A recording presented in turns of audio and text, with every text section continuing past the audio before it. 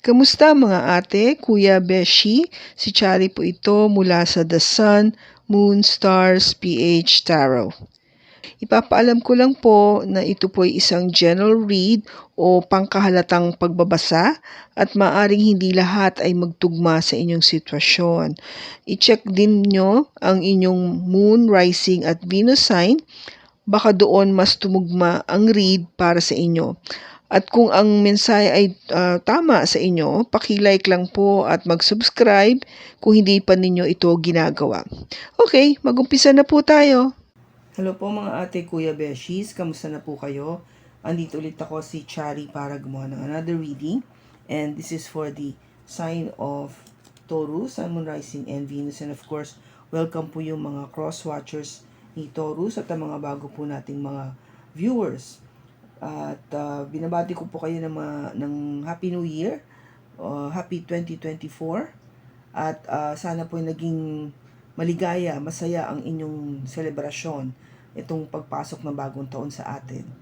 Saan man kayo sa parte ng mundo, pinagdarasal ko po na naging mapayapa, maayos at masaya, masagana ang inyong bagong taon. Okay? So, Taurus, tignan natin kung ano yung mensahe na mapipick up natin ngayon para sa'yo. Ano yung gustong sabihin sa'yo o iparating para sa'yo. Itong pagpasok ng January 2024.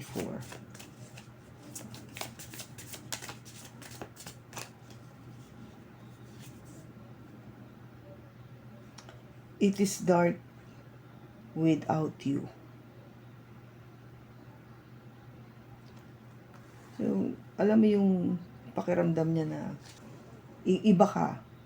Iba yung liwanag o yung dating mo sa kanya. Kasi ang nangyari nung nawala ka sa kanya, sa buhay niya, o nagkaroon kayo ng pagko-cool off, no? Pagpupos o paghihiwalay talaga. Na-realize nitong person mo na naging makulimlim ang kapaligiran, ang kanyang mundo, ang kanyang buhay nang wala ka doon, nang walang iyong presensya. Sabihin, ikaw yung nagbibigay ng kaligayahan o liwanag sa kanya.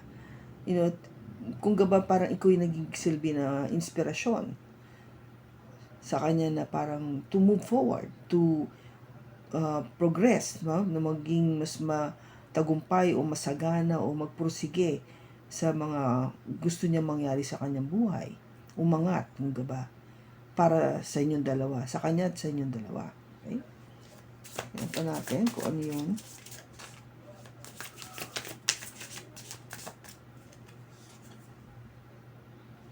they have hurt me.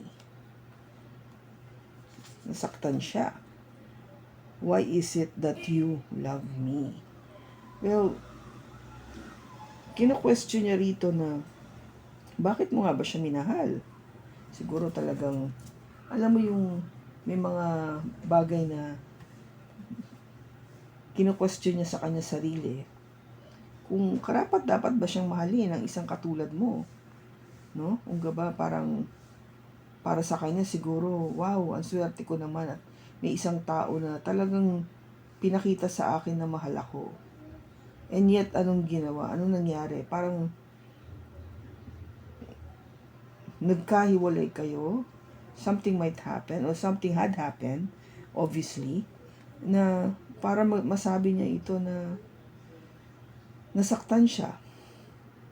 No, nasaktan siya sa pangyayari, sa paghihiwalay. To a point na parang kinwestiyon niya na yung pagmamahalan niyo. O sabihin niyo ikaw, kinwestiyon niya yung nararamdaman mo para sa kanya. Kasi kung gaba pinapakita niya rito na nawala siya ng confidence about this relationship. Okay, so tignan natin kung ano yung makukuha natin mensahe sa tarot for Taurus. So much. Maraming flipping cards.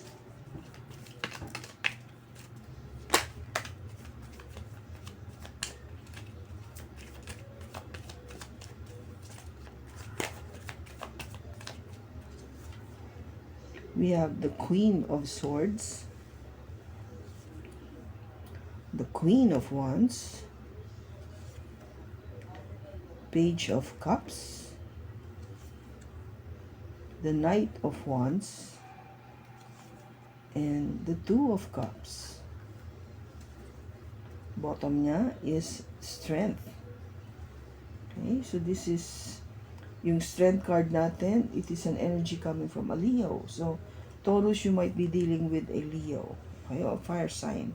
Kasi we have fire sign here, which is Aries, Leo, or Sagittarius, or an air sign, Gemini, Libra, Aquarius, and of course water sign, Cancer, Pisces, Scorpio.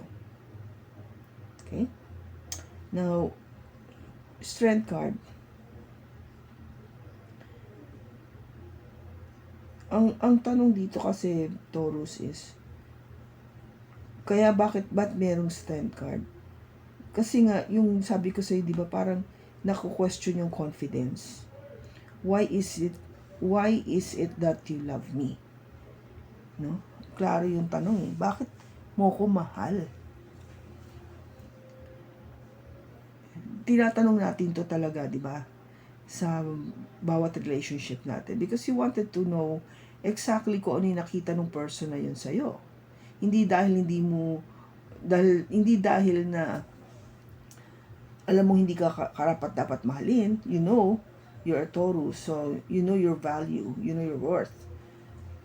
But maybe your person, you asking your person, bakit mo ako minahal? Because you wanted to find out exactly kung ano yung nakita niya sa'yo, kung anong nag-attract sa kanya towards you para mahalin ka.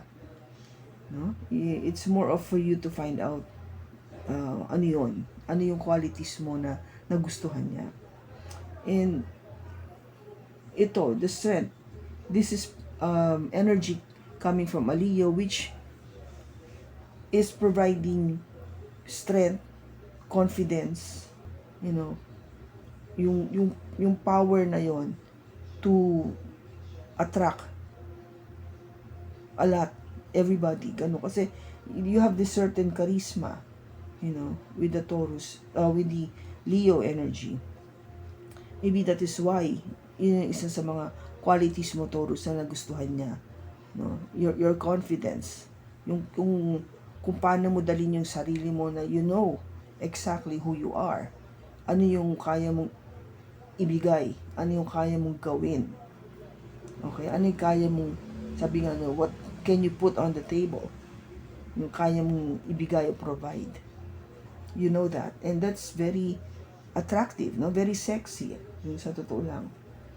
Now, with the Ace of Swords, this is really because you want the truth, no? Gusto mo yung katotohanan, you want conversation, you want to find out exactly kung ano yung nasa isip ng tao mo. Kaya mo tinatanong, you want to know exactly ano ba yung nakita mong qualities sa akin. And with the Ten of Wands, syempre kasi ayaw mo na maramdaman yung alam mo yung baka nagbabalat kayo lang ito. Baka alam mo yun, yung kung gabay parang gumigimik lang para lang to get you. You don't want to be thinking about it or burdening yourself with the thought na baka nga inaano lang ako nito. Yung alam mo yun, yung tinitesting o tinitignan-tignan na kung papatulan mo siya, okay? So, kung gaba parang kaya gusto mong alamin, and you are that confident enough to ask your person or to ask that person in your mind kung bakit ka mahal niya. Okay? So, yun yung kung bakit lumabas yung sinasabi dito. Now, itong Queen of Swords, there may be times na siguro no nagkahiwalay kayo, if this is your situation, Taurus, na o nagkatampuhan, nagkaroon ng miscommunication, nagkaroon ng cool off o pause, whatever you want to call it nowadays. Kasi ang Queen of Swords dito is somebody who's really cold, malamig. Kung hindi naman sa wala siyang puso, but yung sa kanya kasi it's more of yung logic, yung pag-iisip ang mas nangingibabaw. So, wag mo asahan na ito'y magiging very sweet sa'yo o na magiging malambing o yung talagang clingy o cheesy o approaching ka talaga kaagad, no? Sa dito yung karinyosa o karinyoso, ganun, hindi.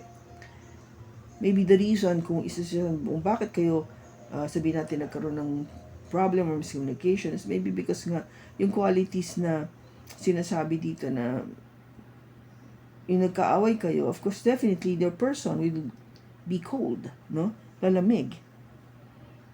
And maybe yung na meet mo yung tao mong yon, no, this is what happened. Since sabihin natin na very siya, what they call this, yung kasi nga yung pag-iisip lagi ang nangingibabaw, lagi niyang tinitingnan kung may mali kang ginagawa o magiging talo ba siya dito sa relationship na to. Kasi meron kang hindi, kung you didn't come up with that particular o hindi ka pumasado sa standard na gusto niya, something like that. So kung kaya nagkaroon kayo ng cause to separate o hindi mag-usap, magkaroon ng cool off nga o kung ano man yung nangyari sa inyong sitwasyon, take it as it resonates.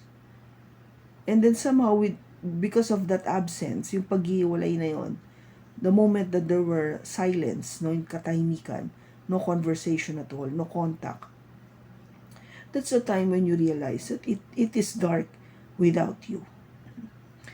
No? Yung talagang malungkot, in other words, malungkot na wala ka sa buhay ko. Di ba nalalaman lang naman natin na talagang yung importansya o yung value, yung worth ng tao na yon sa'yo at sa yung relationship nyo, pag nawala siya, pag hindi na siya nagpaparamdam o hindi na siya kasing dati na mapagmahal o karinyosa sa'yo, in other words, nagbago. There was a change that happened. Kaya nagtuloy-tuloy siya na walang communication, walang contact, wala lahat. Totally nag-silent, nag-absent, nawala, gone, done. Okay? Kaya malungkot. And syempre, ang gusto mo kasi mangyari is maibalik. Now, with the Queen of Wands, this is a fire sign, na maibalik yung dating sigla ng relationship. Maybe because after you've realized na malungkot pala pag wala siya, nami-miss ko pala pag wala siya, ngayon ko lang na isip na ganun pala siya kaimportante sa buhay ko, na kailangan ko siya sa buhay ko. I want to revive the relationship. Gusto kong buhayin muli.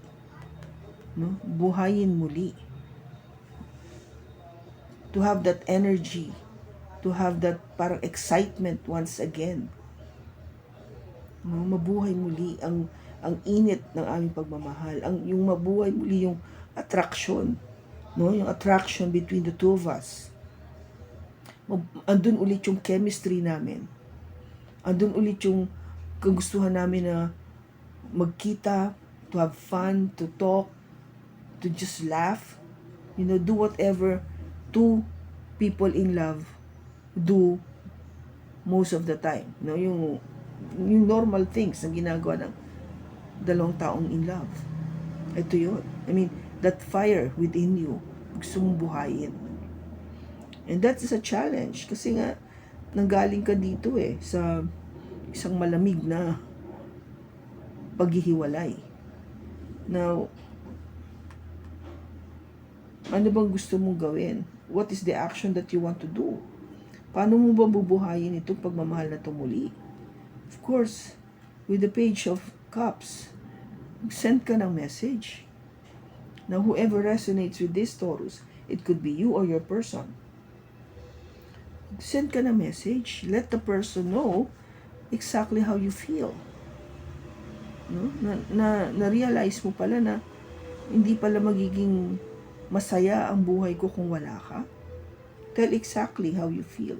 O ano yung na-felt mo, ano yung naramdaman mo nung nagkahiwalay kayo. Nung hindi ka niya kinakausap.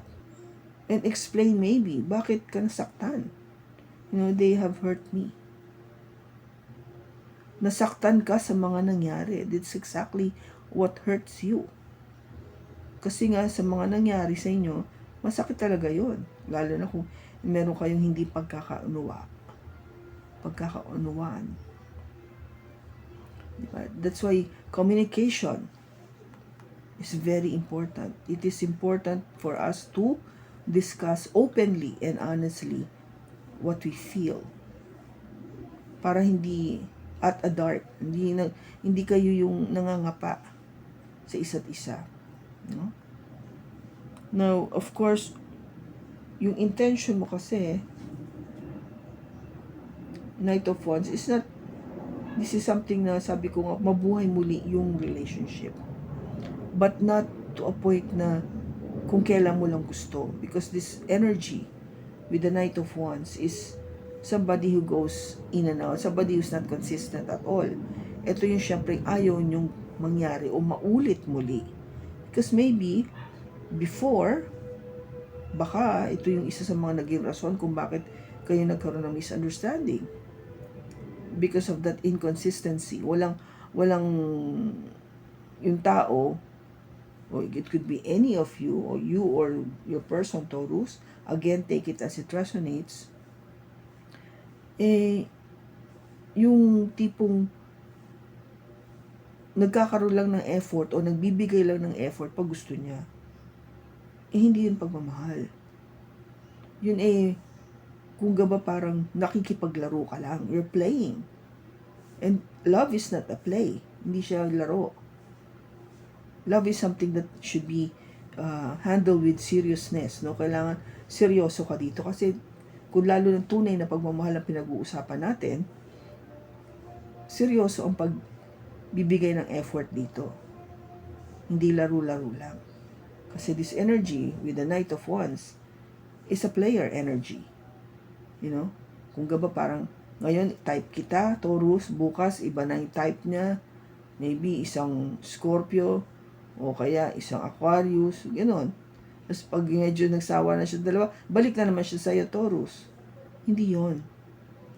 Baka ito yung naging rason kung bakit isa sa mga naging problema nyo, yung pagiging player niya. Now, what you wanted, of course, the advice for you and your person is the Two of Cups.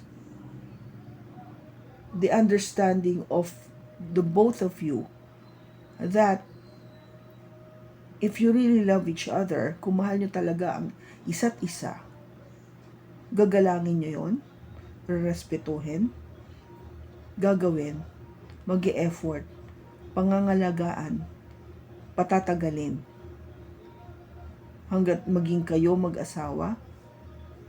Sabi nga nila, till death do us part. Because you made a promise. Or you made a choice, no? Pumili ka na maging kasama niya panghabang buhay. Kasi minsan yung promise, nasisira pa eh. But pag sinabi mong you made a choice, pumili ka na itong tao na to ang magiging kasama ko na panghabang buhay. Pinili mo yon. So it is your decision. No? Kaya dapat panindigan mo yung decision na yon to be with this person. And same with your person to you, Taurus. Kaya the energy of the Two of Cups is somebody who love each other equally. Parehong-pareho kayo. Walang kulang, walang bawas. Or walang kulang, walang sobra. Tama lang, equal. Okay? Kaya, maganda siya, di ba? Yung gusto niyang iparating sa'yo, Taurus, na dapat na energy mo is to have this, kung ba, agreement between the two of you to really make it work. Kung ba, make it work.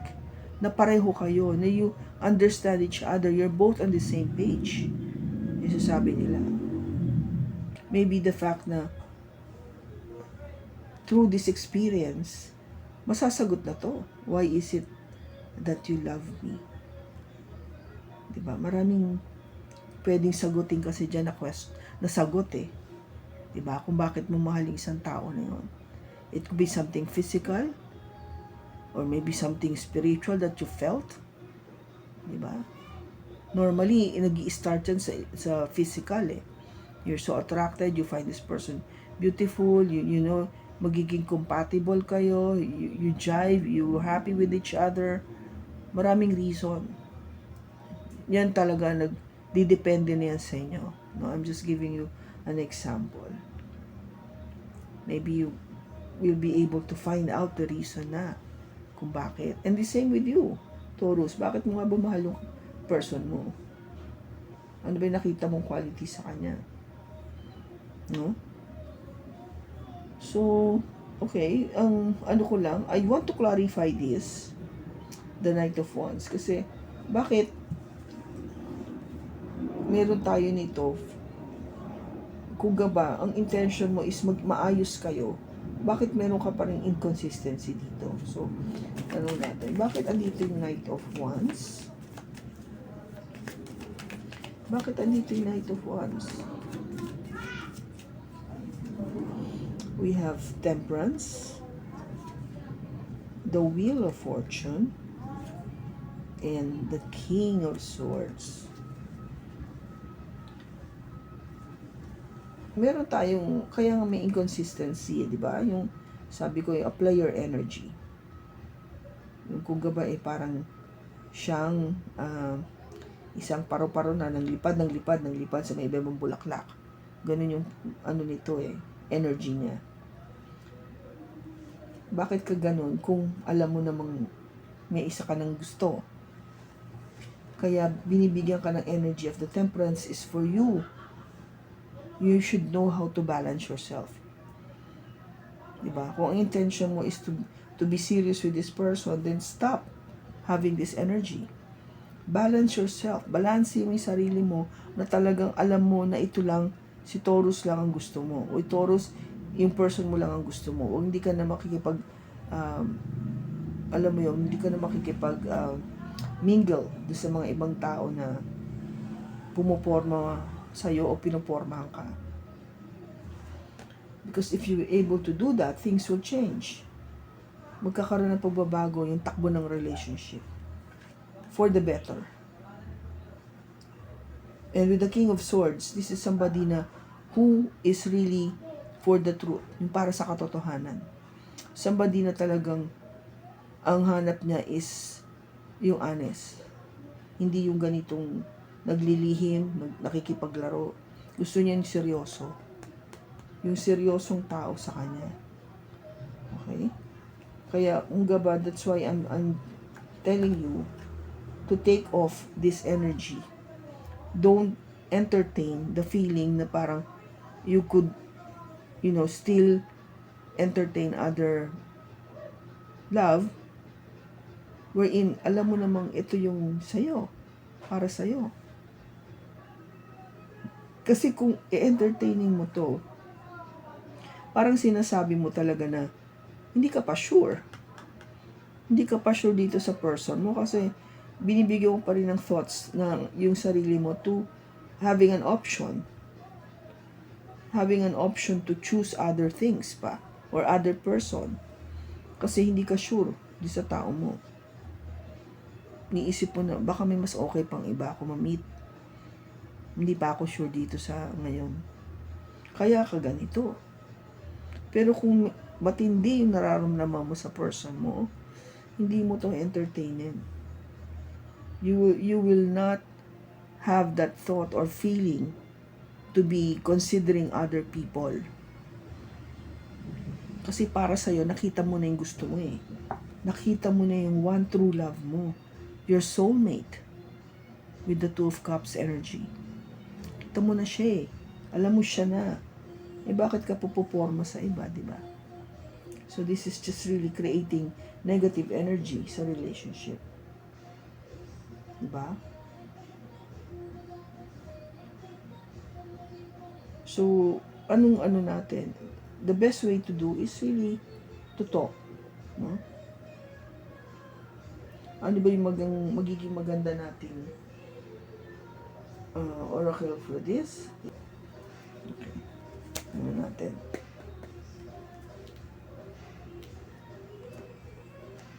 Anong advice sa inyo?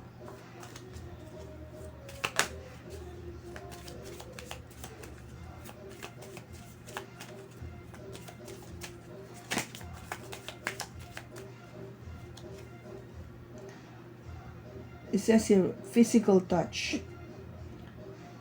A tender touch can mean so much. So, you know, you show your love, no? By touching. Yan yung love language mo. The union of hearts.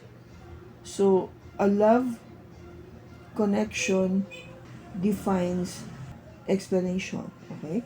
So, kung gaba there is a union of hearts. So, kaya nga ito yun eh. This is the Two of Hearts. Yung Two of Cups. No? This would mean also this one. No, Taurus. If you know nga na siya na, then, kung gaba show it. Tell the person. Wag mong itago, wag mong ilihim. If hindi kayo nagkaroon nagkaroon kayo ng break off and you are serious with this person, do something about it na magkabati kayo muli. Magkausap kayo muli. Maybe one more.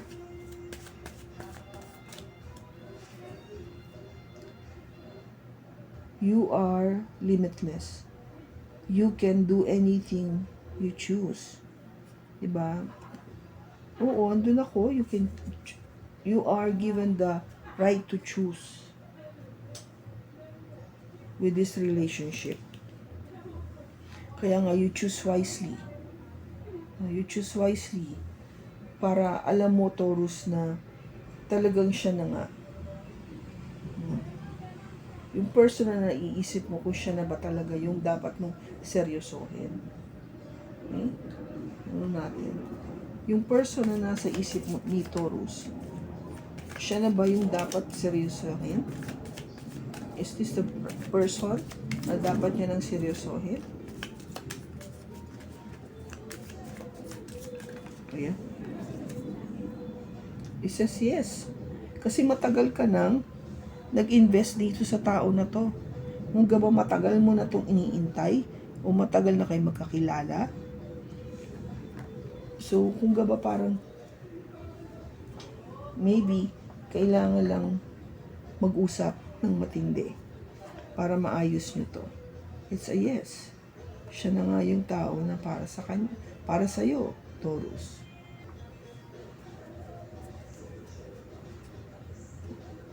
Do we see na eventually this person you and this person will get married?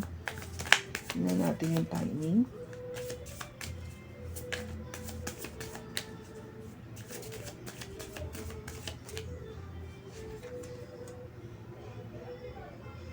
It says here, stay positive about it.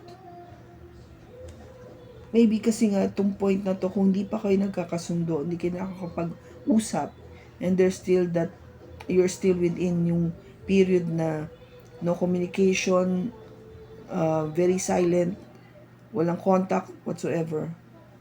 Ang sinasabi dito ni Angel is, be positive about it, na maaayos nyo to. So, tingnan natin kung ano pa yung timing na sinasabi niya. Around May. Maybe around May, things will change. Yung pagbabago na. No? Yung pagbabago, yung magiging takbo ng relationship, considering that Di ba? Ito yung tao na talagang iniintay mo na matagal.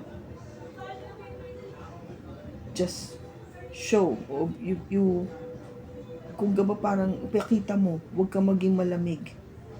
No? Huwag kang cold. Paramdam mo sa tao mo na may pagtingin ka o pagmamahal ka sa kanya. Okay? Kasi there will gonna be a union of hearts. Yung pagbabalikan nyo. Yun yung parang nakikita ko dito magkakabalikan. Maybe yung pagbabalikan na yun would happen sometime around May. Okay? Remember, you have a choice. And if you choose to be with this person, stick with that. Huwag mo nang entertaining yung pagiging player. No? That's the advice. Because eventually this person, matagal na kayo.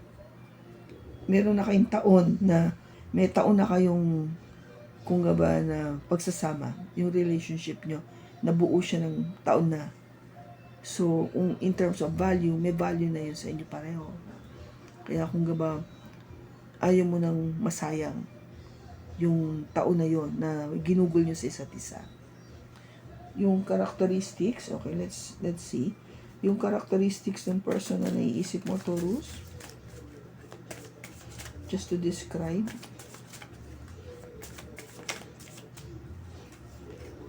Sexy. Mahilig sa sayaw. Maybe an air sign, di ba sabi ko? Gemini, Libra, Aquarius. Mabait. Makulit.